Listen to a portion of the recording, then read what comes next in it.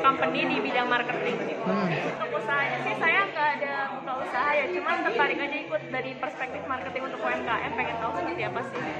Apakah ada perbedaan dengan marketing untuk enterprise dan sebagainya. Ada rencana untuk buka usaha sendiri? Sebenarnya suami saya sih yang punya usaha, dia fotografer wedding di Malang gitu. Jadi mungkin tertarik untuk mungkin bisa share akhirnya seperti apa sih strategi marketing yang baik gitu ya untuk UMKM.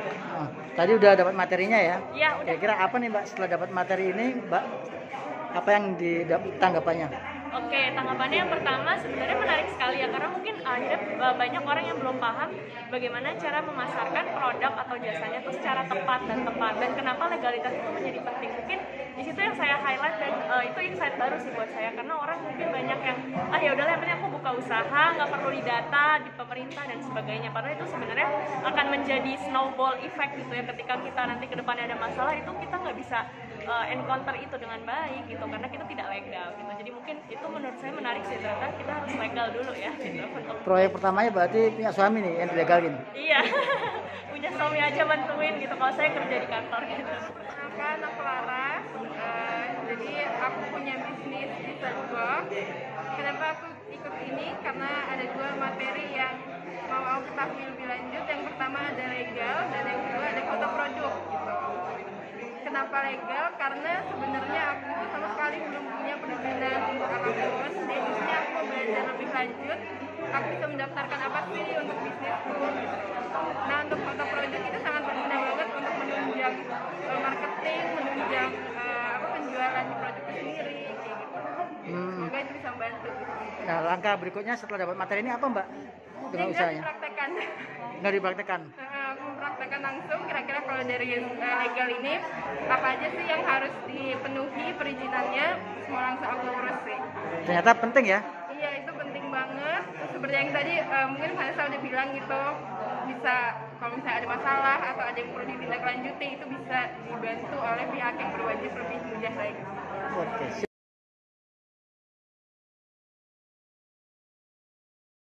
Kalau misalnya Smart Legal itu sebenarnya platform digital Pak, jadi memang kita platform digitalnya lebih kepada menyediakan informasi terkait hukum ya, mulai dari misalnya hukum bisnis atau misalnya corporate law dan lain sebagainya.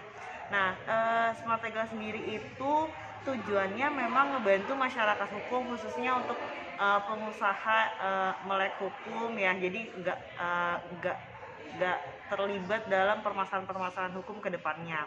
Mitigasi resikonya di situ. Jadi kita membantu mereka melalui ideasi-ideasi yang kita sharing dari informasi berdasarkan Instagram yang kita sharing, bahkan informasi itu kita sharing juga di website kita untuk membantu mereka paham akan legalnya seperti apa ke depannya, mulai dari membantu usahanya juga, scale up bisnisnya juga, perizinan yang dibutuhkan dari usahanya juga gitu.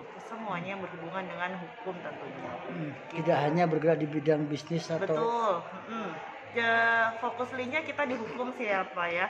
Jadi ada dua, Smart Legal ID sebenarnya itu ada dua entity, satu untuk yang lebih ke akses informasinya, satu lebih kepada pelatihan atau pembelajaran atau akademinya. Nah, itu masuknya ke Smart Legal Academy. Jadi dua entitas itu yang memang whole of the group di Smart Legal ID. Tapi kita pun sebenarnya turunannya dari Smart Legal Network yang ada di Jakarta. Total Smart Legal Network yang tergabung dalam entitas company kami kurang lebih ada 7 entitas gitu. Dan Smart Legal ID turunan dari Smart Legal Network dan Smart Legal Academy turunan dari Smart Legal ID. Gitu. Basisnya kalau Smart Legal ID lebih ke platform terkait hukum perusahaan, kalau Smart Legal Academy-nya lebih ke belajar hukumnya gitu. Mbak, ini apa juga sampai ke tingkat pendampingan ya kalau misalnya ada kasus segala macam? Iya, betul. Kalau misalnya sampai dengan pendampingan, betul Pak, kita memang mendampingi UMKM untuk mungkin lebih dari kayak case-case hukumnya UMKM ya, yang nanti ternyata terjadi dan kita bisa bantu mereka. Gitu. Kegiatan yang hari ini kita lakukan sebenarnya itu menyambut Hari UMKM Internasional yang tertanggal 27, artinya means itu besok.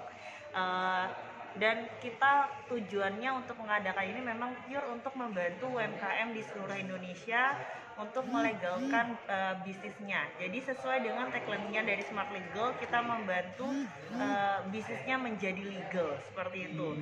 Harapannya UMKM yang sekarang itu bisa terbantu atas dan melek akan legalitas usahanya. Selain itu juga sekarang itu udah banyak namanya perubahan peraturan yang terus-terusan dari pemerintah.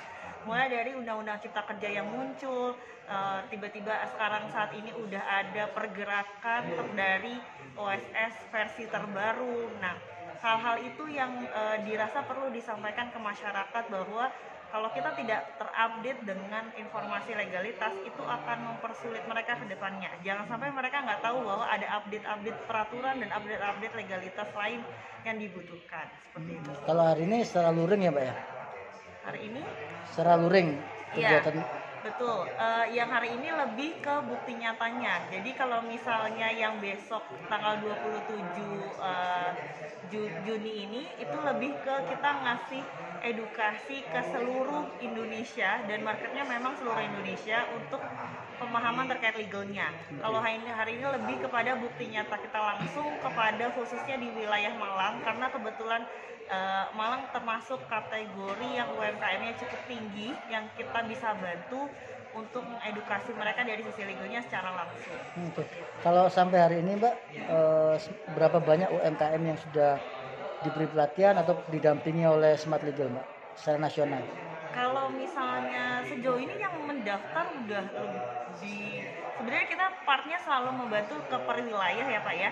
Cuman untuk yang saat ini karena memang gaungnya adalah seluruh Indonesianya, memang yang kita bantu adalah 1000 UMKM-nya sih gitu. 1000 UMKM. Jadi harapannya 1000 UMKM yang kita bantu memang secara izin usahanya itu mereka sesuai dengan apa yang terbaru gitu Pak. Karena itu update izinnya harus tercek kembali kan, seperti itu.